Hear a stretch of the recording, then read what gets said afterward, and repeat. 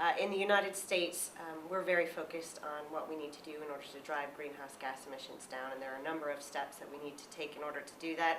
There's no one perfect answer that's going to drive emissions down, but energy productivity can help us drive those emissions reductions and do it in a way that helps the American consumer.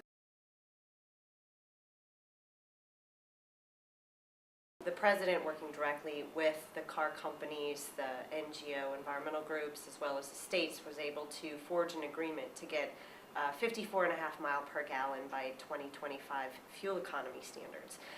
Obviously that's a win because you're driving down emissions reductions, you're reducing dependence on oil, but the most important part is we anticipate that this program will save the average American consumer $8,000 at the pump over the life of the program.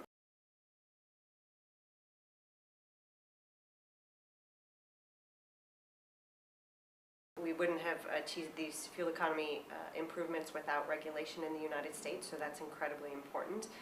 But I also think it's equally important to know that when the president announced these improvements, he was standing there with every major domestic and foreign auto manufacturer because from their perspective, they are keenly interested in certainty and predictability in the regulatory environment. And on our end, we were focused on doing everything we could to drive down emissions as well as create a better value proposition for consumers of those vehicles.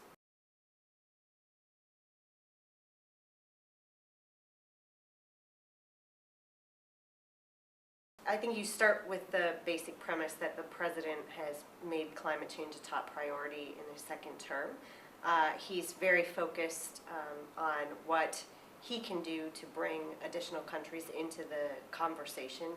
There's a lot of focus on 2015 and the next Conference of Parties in Paris, but he's also focused on what we can do to engage other countries today and in each month leading up to 2015 around sets of initiatives to drive down emissions reductions. We just had great success last year in engaging China around an agreement and a commitment to drive down hydrofluorocarbons, a very potent greenhouse gas. So I would look to both the Secretary Kerry, and the President for additional engagement on a host of issues around climate change as we head into 2015.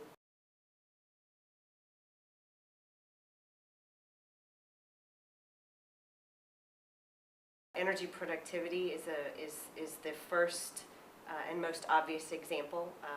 It's the fastest, cheapest, and most effective way to drive down emissions. But it's also one in recognizing that these issues around climate can be politically hot-button issues, but energy productivity is the one thing that everybody can agree on. Makes sense because when you're driving down prices, that's a good thing from an economic perspective. When you're reducing your dependence on energy sources, that's good from a security perspective. And when you're driving down energy use, that means you're effectively driving down pollution, which is a good thing from an environmental perspective. So it's a win-win-win proposition.